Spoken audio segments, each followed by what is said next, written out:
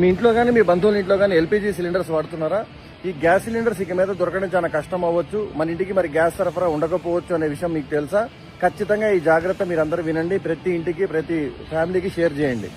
Iran US యుద్ధం వల్ల already petrol diesel కి ఇబ్బంది పడుతున్న భారతదేశము ఇప్పుడు గ్యాస్ సప్లైకి కూడా చాలా ఇబ్బంది జరుగుతుంది. దానివల్ల ఏం చేస్తున్నారు అంటే గవర్నమెంట్ ప్రస్తుతం ఉన్న గ్యాస్ ఏదైతే ఉందో దాన్ని డొమెస్టిక్ అంటే ఇంటికి మాత్రమే సరఫరా చేస్తూ కమర్షియల్ సిలిండర్స్ కి ఇవ్వద్దు అని డిసైడ్ చేశారు. దీనివల్ల ఆల్రెడీ కొన్ని సిటీస్ మన బెంగళూరు కావచ్చు, హైదరాబాద్ కావచ్చు, ఇలాంటి సిటీస్ లో 80% వరకు రెస్టారెంట్స్ ఫంక్షనింగ్ ఆగిపోవచ్చు అనే భయం పట్టుకుంది. కానీ ఈ డొమెస్టిక్ ది కూడా ఎన్ని రోజులు ఉండగలుగుతుంది? ఇరాన్ ఏమో 6 నెలల పాటు ఇంకా యుద్ధం కొనసాగుతుందని ఒక స్టేట్మెంట్ ఇచ్చింది. నిజంగా 6 నెలలు అవసరం లేదు, ఒక 1 మంత్ 2 మంత్స్ ఇంకా ఇలాగే యుద్ధం కొనసాగితే ఈ ఎల్పీజీ సిలిండర్స్ కొరత అనేది కంపల్సరీగా ఏర్పడుతుంది. ప్రస్తుతానికి కొరత లేదని గవర్నమెంట్ చెప్పినా కొరత ఏర్పడే ఛాన్స్ ఉంది. ఆల్రెడీ అందుకే 21 days గ్యాప్ తర్వాత మనకి రిజర్వేషన్ చేసుకోవచ్చు, బుకింగ్ చేసుకోవచ్చు అనుకున్న సిలిండర్ ని ఆ గ్యాప్ ని 25 days చేసింది. అంటే మీ ఇంటికి ఒకసారి సిలిండర్ వచ్చాక 25 రోజుల వరకు మళ్ళీ ఇంకో సిలిండర్ మీరు బుక్ చేయలేరు. మరి మనం ఏం చేయగలుగుతాం? మనం చేయగలిగింది ఏంటంటే గ్యాస్ వేస్టేజ్ జరగకుండా చూసుకోవడము.